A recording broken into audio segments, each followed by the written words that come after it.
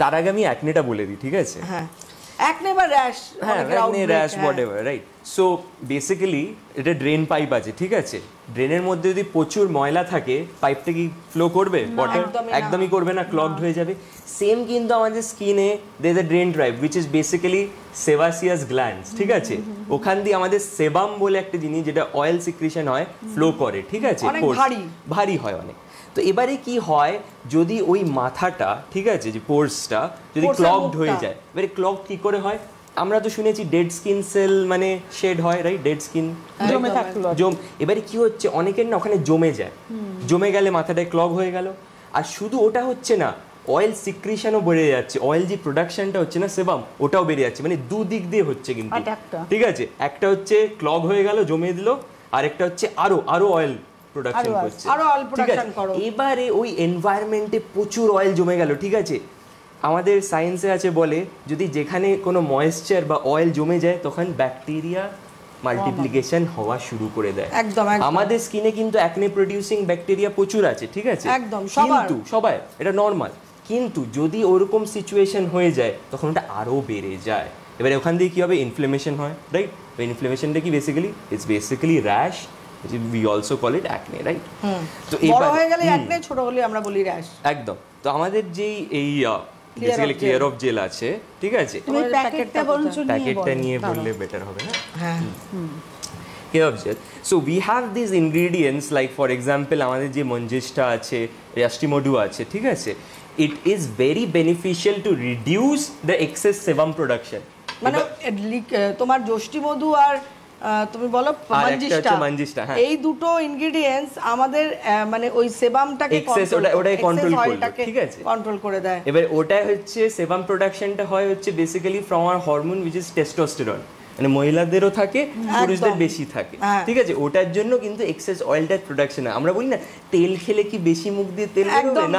আগে এটা বলতে হয় তোর ব্রণ হচ্ছে, তুই নিশ্চয়ই তেলে যে মশলাদার খাওয়া দাওয়া করছিস, ফুচকা খাচ্ছিস, সব বন্ধ। কিন্তু এগুলো সব মিথ, কমপ্লিটলি হরমোন রিলেটেড। এবারে কি হয়, স্কিনে ওটা গিয়ে ওই হরমোনটা ওটা এক্সেস সেবাম, এবারে ওটাকে ওটা কন্ট্রোল করছে, ঠিক আছে? আর সেকেন্ড হচ্ছে lemon oil. Balloon, everyone knows balloon এ জল ভরে দিলাম, ঠিক আছে? ব্যাকটেরিয়া কিন্তু একটা cell, it's type of cell, ঠিক আছে? Bacteria cellular organism. তো ওর বাইরের যে লেয়ারটা আছে না বেলুনের মতন, সবাইরই আমাদের সেলেরও লেয়ার বেলুনের মতন।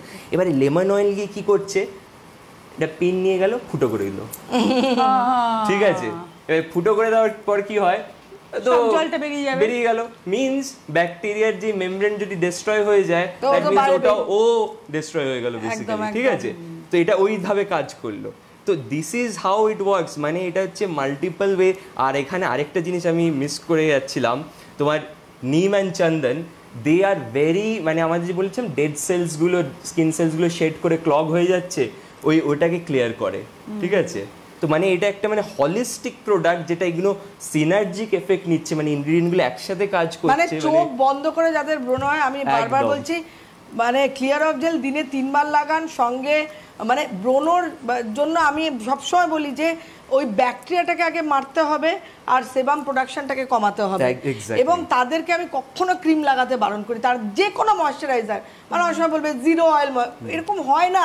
বিকজ একটা ময়শ্চারাইজার বা ক্রিম তৈরি করতে গেলে ফ্যাটি অ্যাসিড ছাড়া কোনো পৃথিবীতে কোনো বেস তৈরি হবে না। পৃথিবীতে কোনো ইনগ্রিডিয়েন্টস নেই যে বেস তৈরি করতে গেলে স্টেরিক অ্যাসিড বা এই ধরনের যার মধ্যে ফ্যাটি অ্যাসিড কন্টেন্ট থাকে সেটা ছাড়া জিরো হয় না। ওই জন্য জিরো, আমি বললাম না, অনেক কিছু আমি মানে এত স্টাডি করেছি যে এই স্টাডি করতে করতে এই যে বলে যে zero oil free moisturiser, how it become zero oil free moisturiser?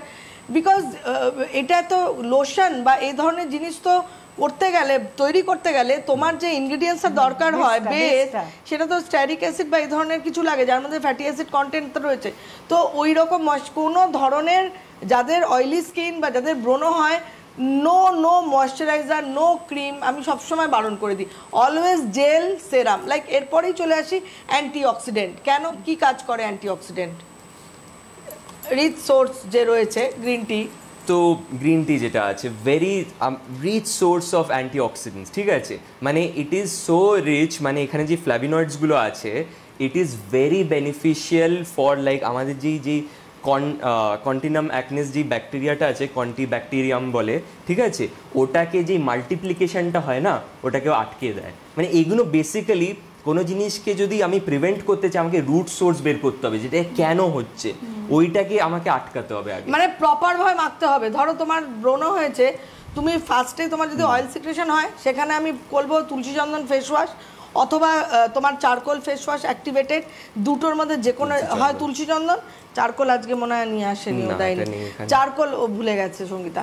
Charcoal face wash ও যাদের প্রচুর অয়েল সিক্রেশন হয়, ডার্টস গুলো আটকে যায়। একদিন বলেছিলে তুমি যে চারকোল ফেস ওয়াশ সবাই করতে পারে, যারাই আমরা ওয়ার্কিং বা বাইরে বেরোচ্ছি, যারা আমরা বাইরের থেকে বেরিয়ে অনেকক্ষণ কাজ করে একবার মানে ওই বাইরের থেকে ফিরে এসে চারকোল অ্যাক্টিভেটেড চারকোলের কাজই হচ্ছে তোমার যে রেসিডিউটা থাকে ওটাকে টেনে একদম অটোমেটিক বের করে দেবে। মানে আমি যেটা করে থাকি, আমি বাইরে থেকে বেরিয়ে গিয়ে তো আমি স্যান্ডেল ডিপ ক্লিন হয়ে যায়।